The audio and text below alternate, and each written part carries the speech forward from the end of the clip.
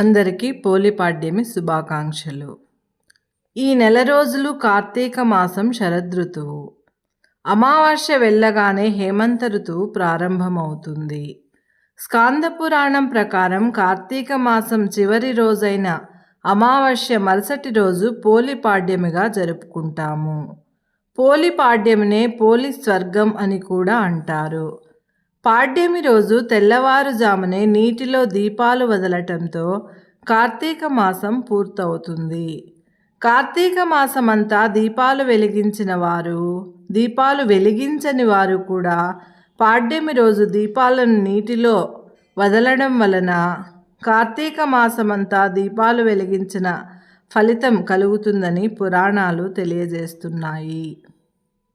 దీపదానము చేస్తే చాలా మంచి ఫలితాలు కలుగుతాయి. మార్గశిర శుక్ల పాడ్యమి నవంబర్ 20వ తేదీ గురువారం 10:59 ప్రారంభమై 21వ తేదీ శుక్రవారం మధ్యాహ్నం 12:54 ముగుస్తుంది. హిందూ పంచాంగం ప్రకారం సూర్యోదయానికి ఏ తిథి ఉంటే ఆ తిథిగా పరిగణిస్తాం. కాబట్టి నవంబర్ 21వ తేదీన పోలిపాడ్యమి పండుగను జరుపుకోవాలని పండితులు సూచిస్తున్నారు. పోలిపాడ్యమి దీపాలు నవంబర్ 21 శుక్రవారం ఉదయం 6:20 లోపు దీపాలు నదిలో కానీ కోనేరులో కానీ వదలాలి. ఈరోజు 35 వత్తులతో దీపాలు వెలిగించాలని పండితులు తెలియజేస్తున్నారు. ఈ దీపాలు నదులు, దేవాలయం దగ్గర ఉన్న కోనేరులో వదలాలి.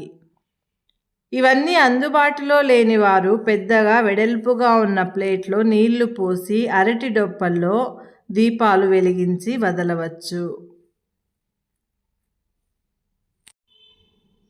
చాలామంది భక్తులు కార్తీక మాసంలో 31 రోజులకు 31 వత్తులు, 2 వత్తులు గణపతికి, 2 వత్తులు గంగమ్మకి అని 35 వత్తులతో కలిపిన దీపాలు కోనేరులో వదులుతూ ఉంటారు.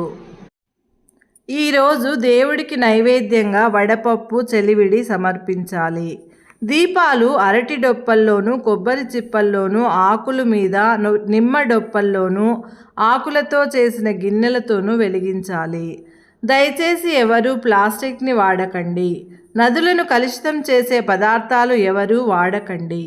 మనం గంగమ్మను పూజించాలి, కలుషితం చేయకూడదు. సర్వే జనా